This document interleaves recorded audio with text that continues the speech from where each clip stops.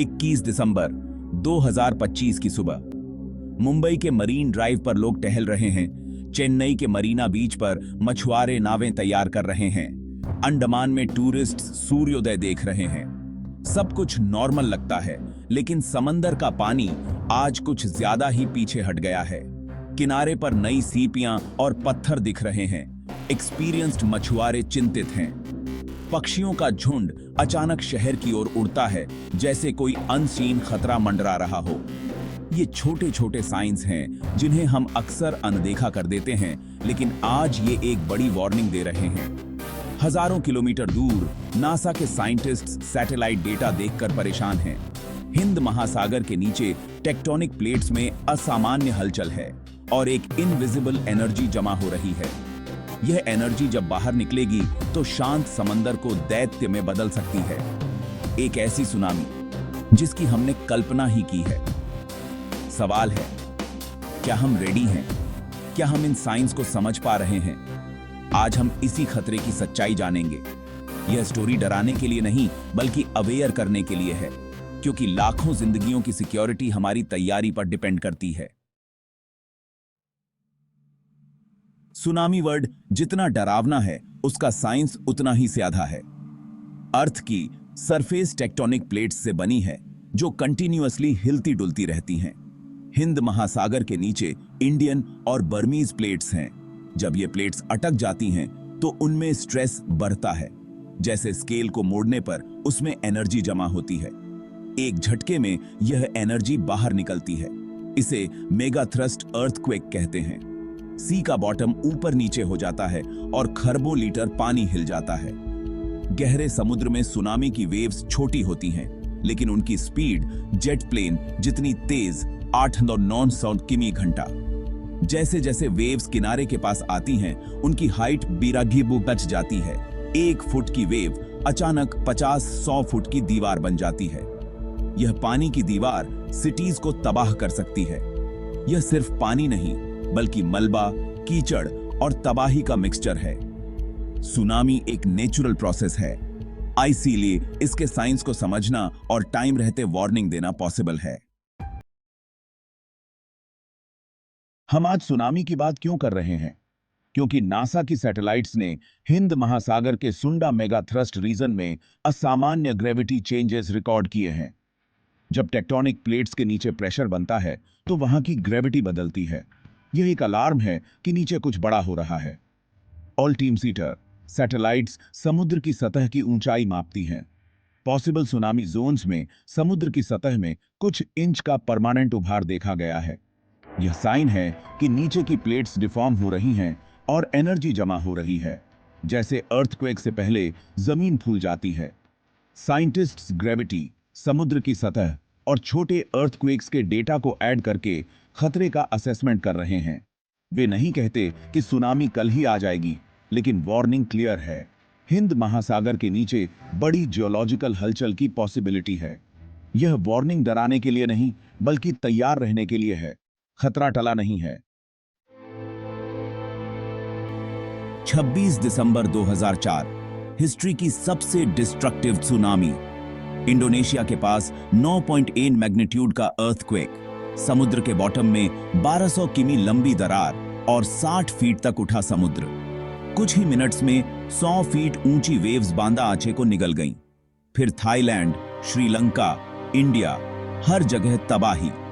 India में अंडमान निकोबार, तमिलनाडु, आंध्र प्रदेश, केरल सबसे ज्यादा अफेक्टेड हुए। लाखों जिंदगियां उजड़ गईं। सबसे बड़ा लेसन, हम रेडी नहीं थे। वार्निंग सिस्टम नहीं था, डिजास्टर मैनेजमेंट की प्लानिंग नहीं थी, लोग साइंस नहीं समझते थे। अब वार्निंग सिस्टम्स हैं, टीम्स हैं, अवेयरनेस कैंपेन्स हैं, लेकिन फॉल्ट लाइन आज भी एक्टिव है। 2004 के अर्थक्वेक ने स्ट्रेस खत्म नहीं किया, बल्कि उसे आसपास के हिस्सों में ट्रांसफर कर दिया। खतरा अब भी बना हुआ है। यह जख्म हमें याद दिलाता है, समंदर की पावर को कभी न भूलें और हमेशा रेडी रहें। साइंटिस्ट्स सुपर सुनामी की वार्निंग देते हैं। यह नॉर्मल सुनामी को नए लेवल पर ले जाने के लिए मजबूर करती है। इंडिया का 7,500 किमी लंबा सी कोस्ट सुनामी के खतरे में है, लेकिन सबसे ज्यादा खतरा अंडमान निकोबार आइलैंड ग्रुप को है। यहाँ वेव्स अर्थक्वेक के 20-30 मिनट्स में पहुंच सकती हैं और हाइट सबसे ज्यादा हो सकती है। ईस्टर्न कोस्ट, तमिलनाडु, आंध्र प्रदेश, चेन्नई, नागपट्टिनम, विशाखापत्तनम भी हाई रिस्क जोन में हैं। यहाँ वेव्स कई किलोमीटर अंदर तक जा सकती हैं। मुंबई को अक्सर सेफ माना जाता है, लेकिन अगर बड़ा अर्थक्वेक आया तो 5-8 मीटर ऊंची वेव्स कोलाबा, वर्ली, बांद्रा जैसे एरियाज में तबाही मचा सकती हैं। मुंबई की डेंस पॉपुलेशन और अनप्लेन्ड सेटलमेंट खतरे को बढ़ा देती है। Makran subduction zone, Pakistan Iran coast भी खतरा है। यहां से वेव्स 3-4 घंटे में मुंबई गुजरात पहुंच सकती हैं।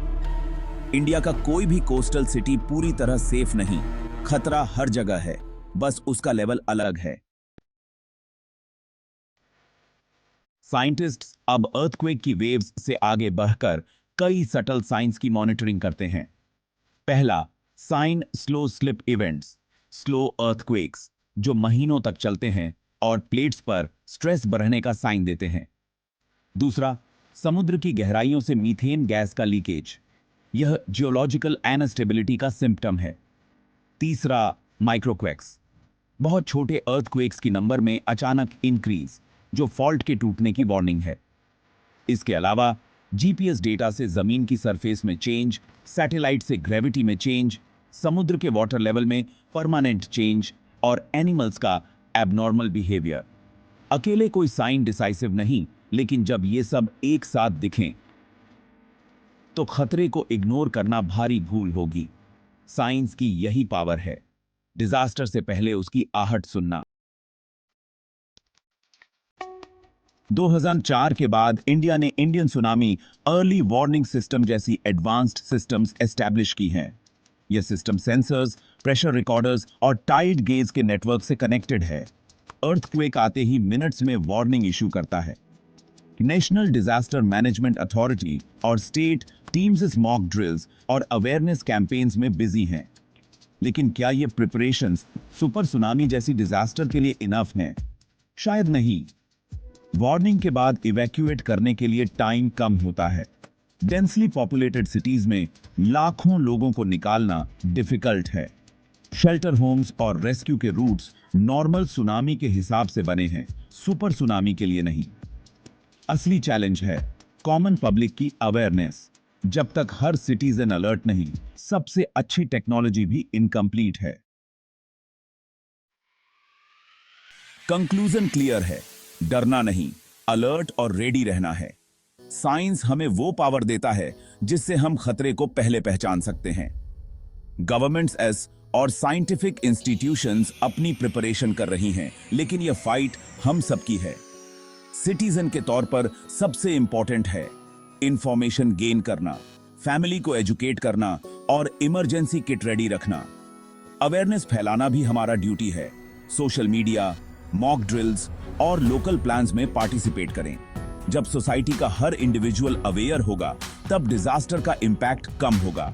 नेचर पावरफुल है, हम उसे रोक नहीं सकते, लेकिन साइंस और प्रिपरेशन से इंपैक्ट कम कर सकते हैं। डरे नहीं, अवेयर बने, क्योंकि आपकी और आपके परिवार की सिक्योरिटी सबसे पहले आपके ही हाथों में है।